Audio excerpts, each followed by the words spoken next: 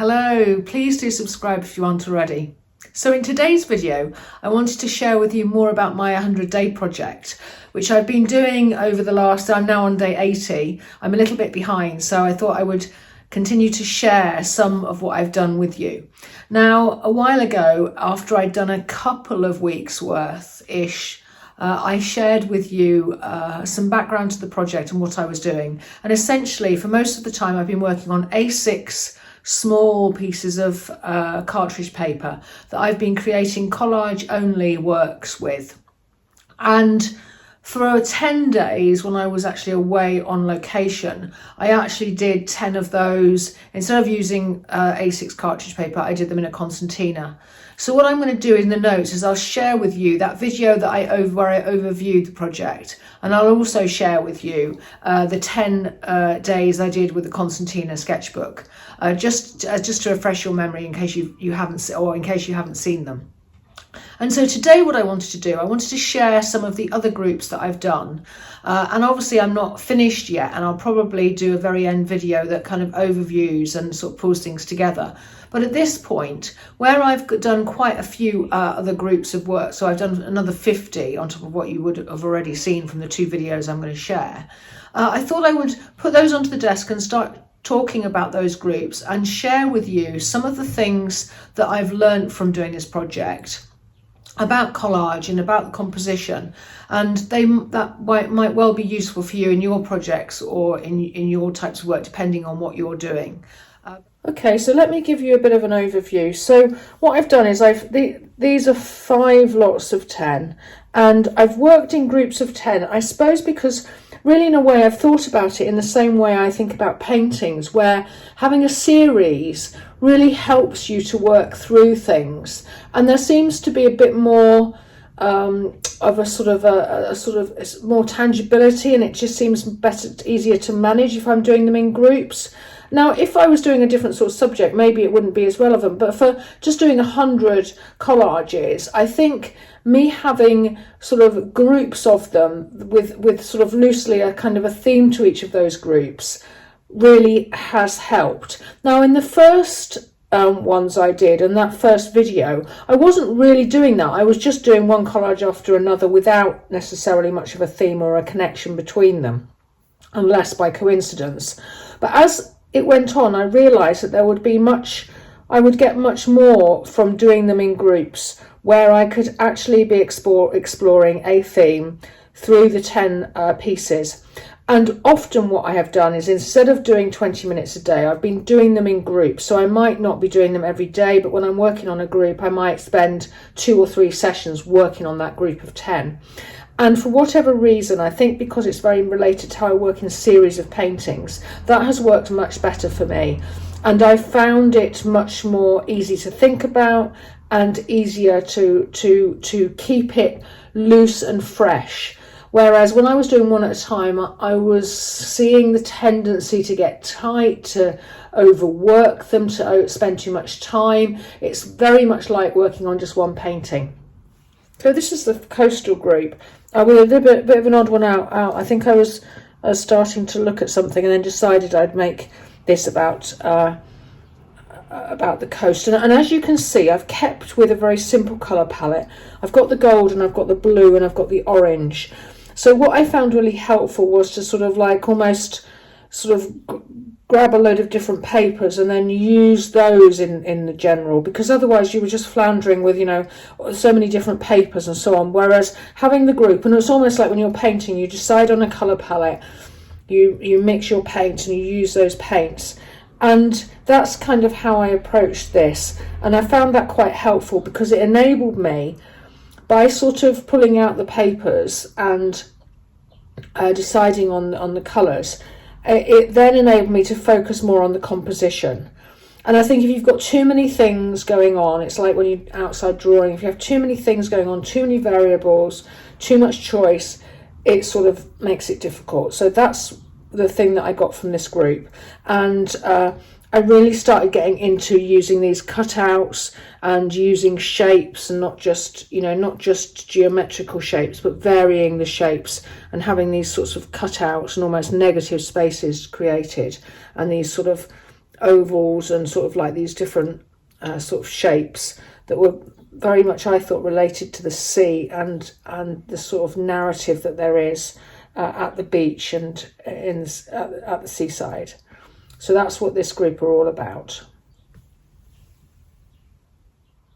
Okay, this is essentially the monotone group, mostly black and white with some sparks of colour. And I learnt a lot from this group, and I think, if anything, this is one of my favourite groups. And the things that I learnt really are about the strength of composition and creating drama and having, you know, sort of maybe, you know, the differences are important, but also so is the contrast, the value contrast. And by value, I mean dark and light. So there needs to be that dark and light contrast. So this is quite dark. These are a bit lighter. There's real contrast in the patterning. So I've got these lines against the strong circles, against more neutral space. This, I've got the big shapes against the tiny lines, against the dark. So it's always about contrast, and you have to fiddle around and say, well, what is giving me that something, that oomph? And that's what I did with this group. And it's like this, you know, you've got a very sort of neutral bit against a real sort of oomphy, strong darks against lights again, pattern against neutral, this way against that way, you know. So it's always about contrast, and it's always about tonal values, which gives you that sort of strength of contrast, as well as these other things I'm talking about. So this one, quite a lot of different patterns, but you've got that kind of strong band up there, and then something quite large here. So this group enabled me as well by keeping the palette simple. Again, you can focus in on strength of composition, because I was thinking I had all my gathered papers together. I had some really strong graphical papers. I knew I wanted, by doing black and white, wanted to make it a bit of a focus, to have some graphic drama going on. So I did these by hand, and this crisscross here, these dots, and smaller patterns, bigger patterns, darks, lights, lines going this way, lines going that way. So it's always about those big contrasts. This here looks scribbly against very ordered dots in a line. You know, sort of neutral space. These sort of dark against light.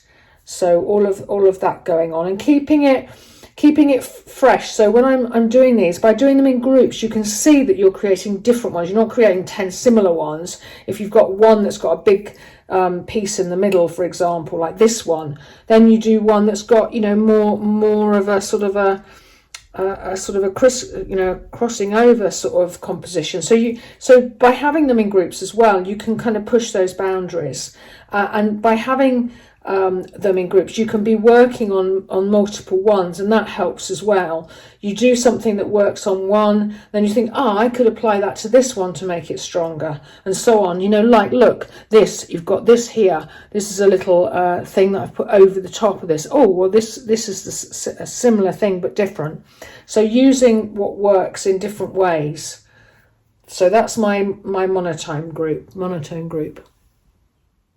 Okay, so let me explain these. This was all about the wild flora. So I approached this somewhat similar to how I've approached the paintings in my wild flora series. So I did ones that were broadly about the brambles and the arching, bending stems of the brambles.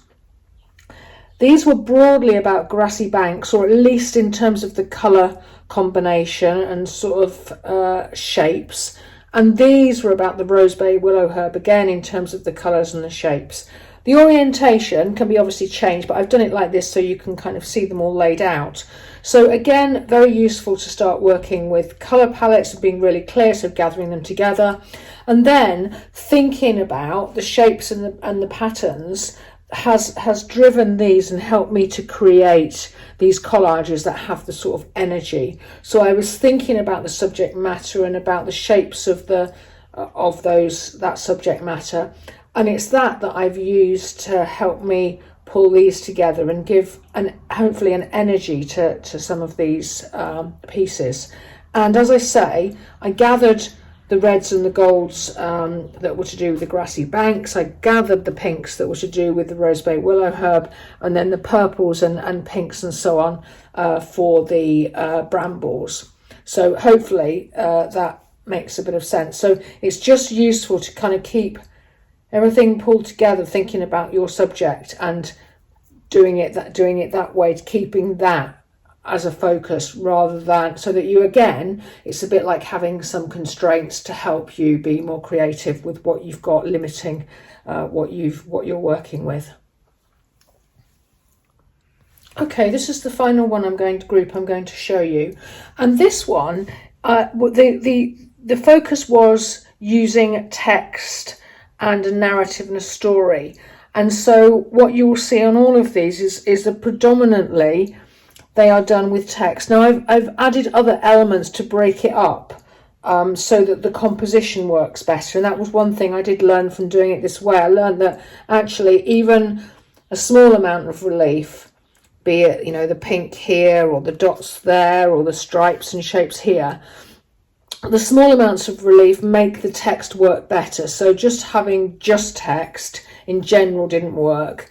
I mean, you could argue that's mostly text. I mean, this is kind of very much a sort of mark making, and it looks like text, but it isn't text. So I suppose that's not exactly text. But in general, having some relief worked really well.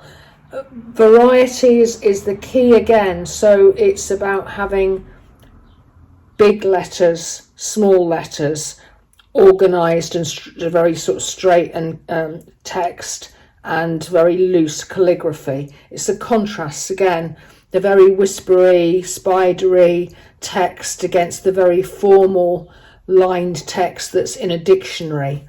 The sorts of, you know, the printed text like this versus the much more looser type of text. So it's again, it's those contrasts and actually giving that bit of relief. And it's again, working on them in groups is really helpful, because you can start swapping and mixing the text around, saying, well, does it work on this one? No. Oh, it works better on that one. Why does it work better on that one? Oh, well, because it's with this. So by doing this in groups iteratively, you can start, your brain starts working out by trial and error. It's always trial and error. You just have to try these things and see what feels good to you, what looks good to you. It's not necessarily about rules and theories. It's about what just feels right, what just looks right. So this looked a bit blocky, but once I put this, for example, on, it kind of connected that with that, and it kind of enabled it to mirror that, but in a very different way. So it's all of this trial and error, and it's much easier to do trial and error and to keep it loose and free when you have a number on the go at once. So after I started doing them in singularly, from about the number 20 onwards, I was always doing them in groups, and often I would work almost in, you know, sort of probably about 5 at a time, sometimes a couple, sometimes 3 or whatever, you know, but always more than 2, and that really helps. And I think the other thing is that when you focus on something like text, it just gets you thinking about it in more detail and trying different things and thinking about what other type of text is there. Oh, it's like here. Oh yeah, there's this that sort of pattern text. Oh, and then there's book text. And then let's try doing some calligraphy, or let's do some stenciling. And I haven't got much stenciling on here, but there's some here.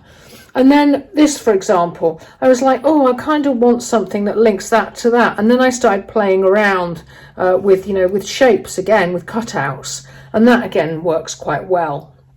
And you just have to try these things. You can't sort of theorize about them. You just have to try and swap and change. And so what I do is when I swap and change, I don't stick them down until I've got them laid out. And I might have 3 laid out, and then I start sticking them down.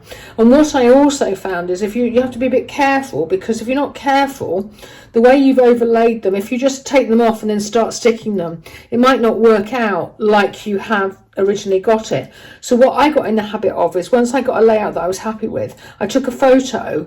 So if I couldn't kind of work it out again when I was sticking them down, I'd sort of refer back to the photo. So that really helps as well. So anyway, I hope that's a useful way of you seeing some of the different approaches I've taken. And as I say, I'm now on number 80. So once I've finished, I will share more with you. But thanks very much for watching. Please do like and subscribe, and I'd love to hear your comments. Thanks a lot. Bye-bye.